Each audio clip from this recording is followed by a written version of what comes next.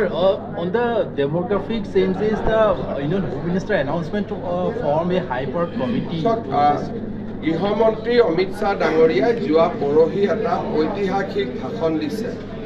তেওঁ কৈছে যে সমগ্ৰ ভাৰততে মুছলমান জনসংখ্যা অভূতপূৰ্বভাৱে বাঢ়িছে আৰু তেওঁ কৈছে যে এই জনসংখ্যাটো ঘৰত বঢ়া নহয়, ই বিদেশৰ পৰা অহা মানুহো তাত জড়িত হৈ আছে।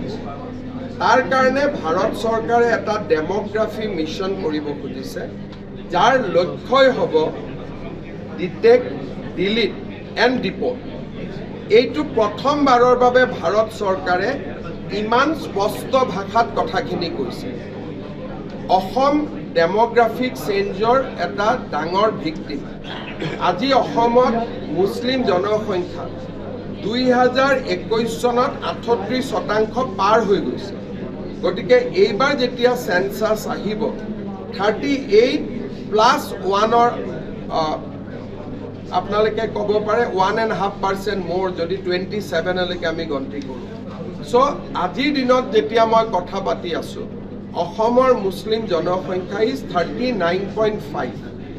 আপোনালোকে আচৰিত হ'ব, মই 2 এদিনতে আপোনালোকক দিম। ইভেন মাজুলীৰ দৰে অঞ্চলত মুছলিম জনসংখ্যা বাঢ়িছে 100%। 100% মুছলিম জনসংখ্যা বাঢ়িছে। কিন্তু আপোনালোকে জানে যে অসমীয়া মুছলমানৰ জনবৃদ্ধিৰ হাৰ সেইটো নহয়, আমাৰ দৰে একে। তাৰ মানে মাজুলীৰ দৰে অঞ্চলতো যদি 100% মুছলিম জনসংখ্যাৰ বৃদ্ধি হয়, সমস্যা কিমান গভীৰ। যদি অসমত আমি 40% মুছলমান বুলি ধৰি লওঁ, হিন্দু 60, খ্ৰীষ্টিয়ান আছে 6 to 7%, তাৰ লগত বাহিৰৰ পৰা অহা আৰু কিছু মানুহ যদি আমি বাদ দি দিওঁ, তেতিয়াহ'লে অসমীয়া হিন্দু মানুহৰ সংখ্যা আজিৰ ডেটত অসমত 40%ৰ ওপৰত।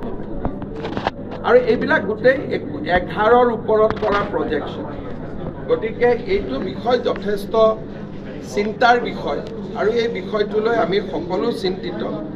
বহুদিনীয়া দিল্লীৰ লগত কথা বতৰা পতাৰ পিছত প্ৰথমবাৰ প্ৰধানমন্ত্ৰী ডাঙৰীয়াই 15 আগষ্টত আৰু যোৱা পৰহি গৃহমন্ত্ৰী ডাঙৰীয়াই ডেমোগ্ৰাফি মিছনৰ কথাটো উল্লেখ কৰিছে। বিষয়টোৰ সন্দৰ্ভত ইয়াৰ লক্ষ্য কি হ'ব, উদ্দেশ্য কি হ'ব, আৰু অলপ জানিব লাগিব। গৃহমন্ত্ৰী ডাঙৰীয়াক অহাবাৰ লগ পালে মই আৰু বুজি আহিবৰ বাবে চেষ্টা কৰিম।